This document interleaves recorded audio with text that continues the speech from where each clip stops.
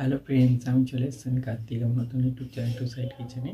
আজকে আবার এক নতুন রেসিপি নিয়ে। আজকের রেসিপি হচ্ছে রিং পিস পাউরুটি দিয়ে ডিম টোস্ট বানিয়ে দেখাবো। সেটা বানাতে কী কী উপকরণ লাগে আসুন দেখাই। তার আগে একটা কথা বলে দিই, আমার চ্যানেলে যেসব ভিডিও ছাড়া আছে আপনাদের যদি ভালো লেগে থাকে লাইক কমেন্ট শেয়ার করবেন ও বেশি বেশি করে শেয়ার করবেন।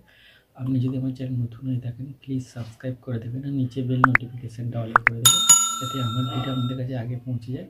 তাহলে চলুন রিং পিস পাউরুটি দিয়ে ডিম টোস্ট বানাতে কী কী উপকরণ লাগে আসুন দেখিয়ে দিই।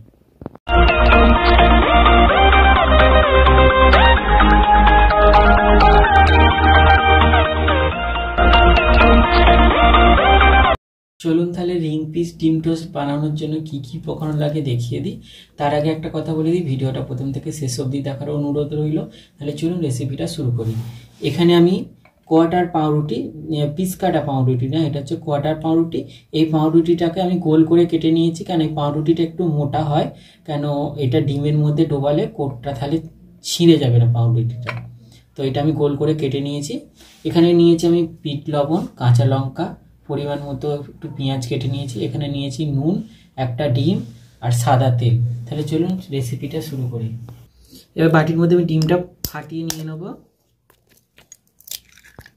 পেঁয়াজটা দিয়ে দেবো, কাঁচা লঙ্কাটা দিয়ে দেবো, নুন দিয়ে দেবো, ভালো করে গুলে নেব।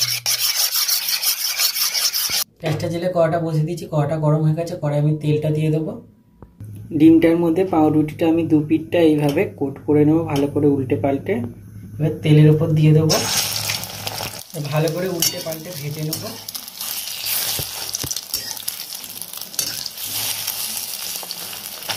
লাল করে ভেজে নিয়েছি, এটা তুলে নেবো। এইভাবে সবগুলো করে নেবো।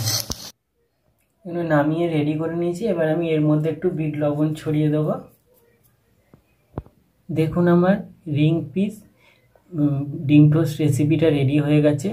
এই রেসিপিটা যদি আপনাদের ভালো লেগে থাকে অবশ্যই লাইক কমেন্ট শেয়ার করবেন ও বেশি বেশি করে শেয়ার করবেন।